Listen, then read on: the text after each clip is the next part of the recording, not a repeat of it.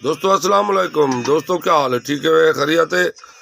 मैं यहाँ तुहाडे वसेब द शायर गुलाम मुर्तजा अणखुट। दोस्तों आज मैं डू डोड़े तो सुनदा पिया वक्त हालात दे उत्ते शाला वसदा कोई ना उजड़ वंजे पिछे अपने डेंदन ताने हालात को देख ते सजन सारे बण वेंदन यार बिगाने। बंदा रोंदे गुजरे वेले को अदे मुखलिस हम चंगा हम सुठो हम। लोग क्या दे बंदा रोंदे गुजरे वेले को जग आदे ए नादाने। नहीं अणखोट कहीं को मुंह भमदा रब कहते वक्त ना आने। असा वक्त जरूरी है लोग ऐसे जरा वक्त किते वो हाल न पोच असा क्या से क्या थी गया सारे यार अरूज जिवाल न पोच। आज कहनी हो जरा कल टोर के सारे दुख सुख दा भाईवाल न पोच। पते अणखोट जींदू मोए लेखे क्या निभदी है साडे नाल न पोच। साडा प्यार न पोच सा प्यार दे विच एक रूह दूए एक जान हासे।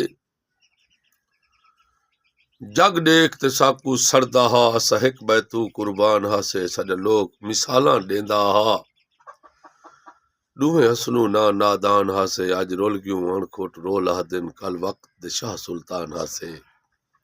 जरा निखड़ गया है कल मैं तू मैं को वो इंसान विसरदा नहीं। मेरी जान तू जान निकल गई है मैं को मेरी जान विसरदा नहीं। उंदे मैं ते लख एहसान हन पे उंदा कई एहसान विसरदा नहीं। बोल सकदा हाँ कायनात अणखोट उंदा एक अरमान विसरदा नहीं। बोल सकदा हाँ कायनात अणखोट उंदा एक अरमान विसरदा नहीं। जिंदे मान में कू हर मोड़ ते हन मुंह मैं तू मोड़ ते गे प्या। हंज नाल ने डुसकिया तहूं रुक जा मेरे आसां त्रोड़ ते गे प्या। मैं को आखदा गए मेरा जोड़ नहीं भी बन गैर दा जोड़ ते गे प्या।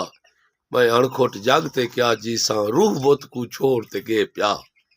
मस रूह को रूह आ रास आया पर शायद को रास नहीं आया। मेरी रूह को रूह तू दूर किते सेस मैं ते जुल्म वसाया। नी रूह बिन मेरी रूह रांदी आ रूह को रूह दा साया। ए जी अणखोट निखड़ी रूह रूह तू नी सिखारते चा मुकलाया। ए जी अणखोट निखड़ी रूह रूह तू नी सिखारते चा मुकलाया।